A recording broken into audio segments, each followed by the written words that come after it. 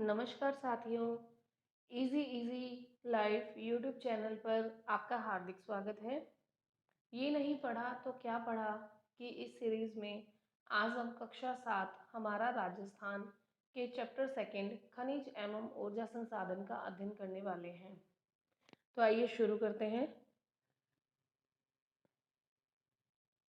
खनिज खनिज एक निश्चित रासायनिक संगठन वाले भौतिक पदार्थ हैं जिन्हें खानों से खोदकर निकाला जाता है, जैसे सीसा, जस्ता, चूना पत्थर, अभ्रक, कोयला, तांबा, लोहा, खनिज तेल आदि।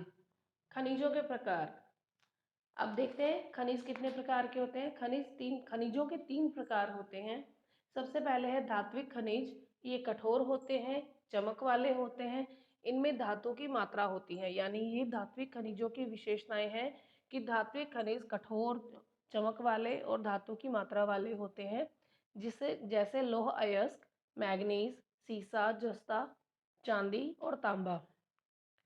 फिर है अधात्विक खनिज।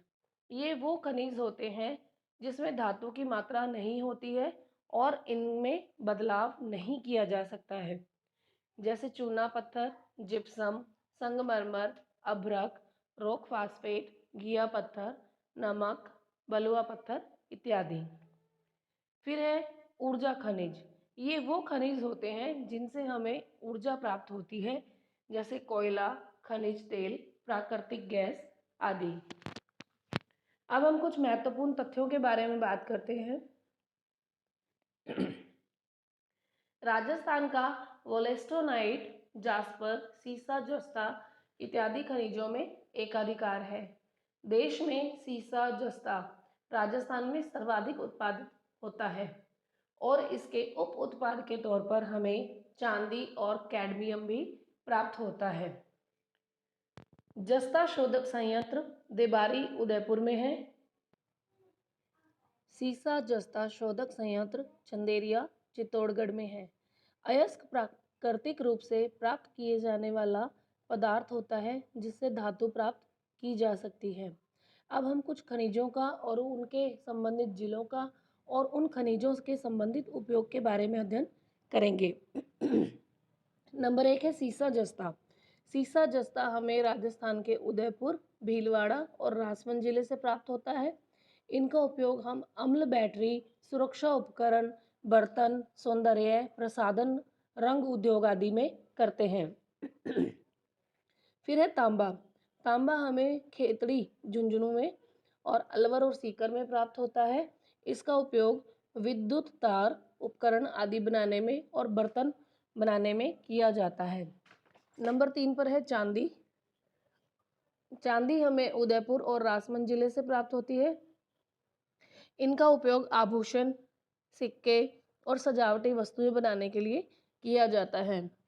फिर है लौह अयस्क। लौह अयस्क हमें जयपुर, सीकर, झुंझुनू से प्राप्त होता है। इनका उपयोग मशीनरी, रेलवे पटरियां और भवन निर्माण आदि में किया जाता है। फिर है जिप्सम। जिप्सम हमें बीकानेर, नागौर, श्रीगंगानगर, बाड़मेर और जैसलमेर क्षेत्र से प्राप्त होता है। इनका उपयोग रासायनिक उर्वरक, पीओपी, प्लास्टर ऑफ पेरिस और सीमेंट बनाने में किया जाता है।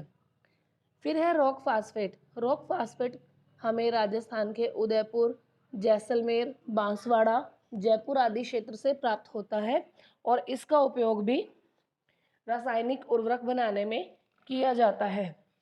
फिर है अभ्रक। अभ्रक हमें राजस्थान के भीलवाड़ा, अजमेर, जयपुर जिलों से प्राप्त होता है।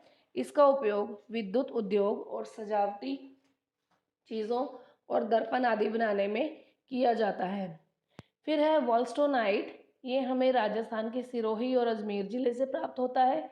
इनका उपयोग सिरेमिक उद्योग, कागज़ उद्योग और रंग उद्योग में किया जाता है।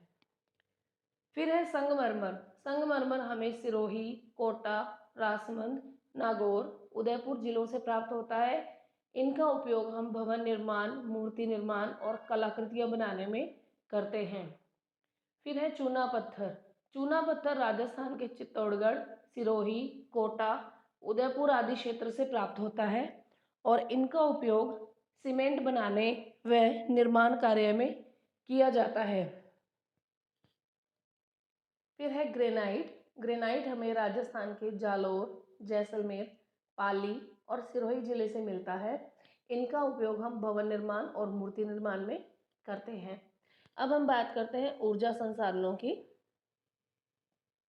ऊर्जा संसाधनों में सबसे पहले देखते हैं परंपरागत ऊर्जा संसाधन। ये वो संसाधन होते हैं जो एक बार उपयोग करने पर सदा के लिए समाप्त हो जाते हैं।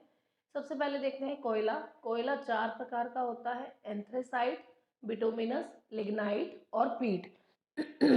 एंथ्रेसाइट उत्तम किस्म का कोयला होता है और पीट सबसे निम्नतम होता है। और राजस्थान में लिग्नाइट किस्म का कोयला पाया जाता है।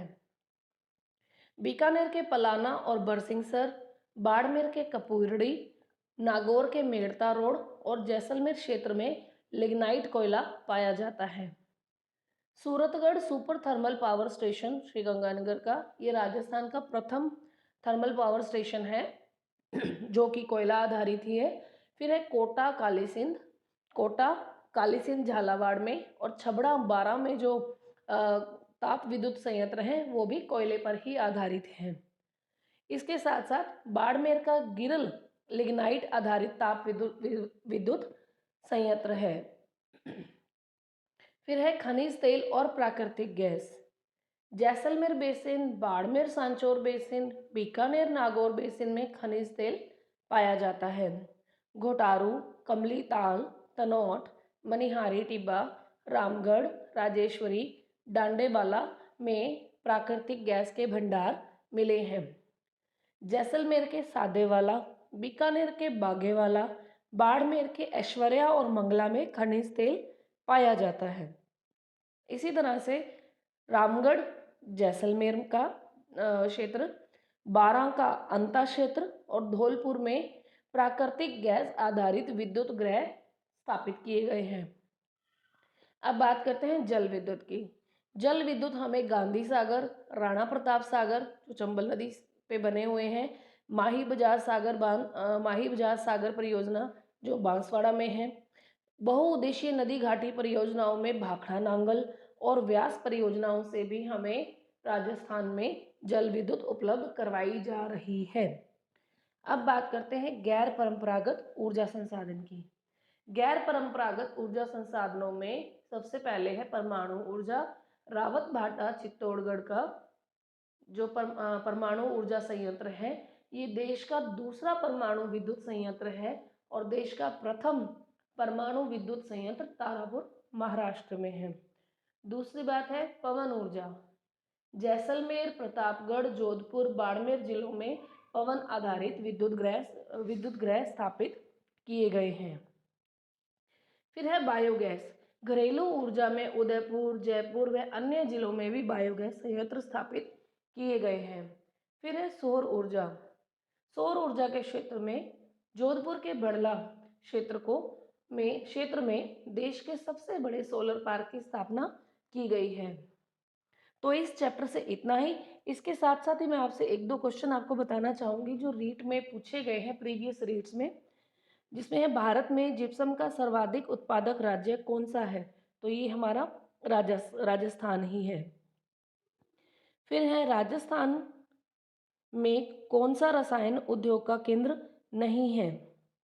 तो इसमें सवाई माधोपुर, अलवर, कोटा, नागौर ये ऑप्शन दिए गए हैं। तो इसका आंसर होगा सवाई माधोपुर। सवाई माधोपुर में रसायन उद्योग का कोई केंद्र नहीं है। फिर है राजस्थान के किस जिले में छबड़ा तापीय ऊर्जा केंद्र स्थित है? तो इसका आंसर हो जाएगा छबड़ा तापीय ऊर्जा केंद्र बारां जिले में है। फिर एक क्वेश्चन और है, राजस्थान के प्रमुख अभ्रक उत्पादक जिले हैं। तो राजस्थान में प्रमुख अभ्रक उत्पादक जिले भीलवाड़ा, अजमेर और जयपुर है। तो आज के लिए इतना ही। जुड़े रहिए इजी लाइफ के साथ। मिलते हैं जल्द ही एक नए सेशन में नए चैप्टर के साथ। हार्दिक धन्यवाद। चैनल को लाइक, शेयर और सब्सक्राइब करना ना भूलिए। धन्यवाद।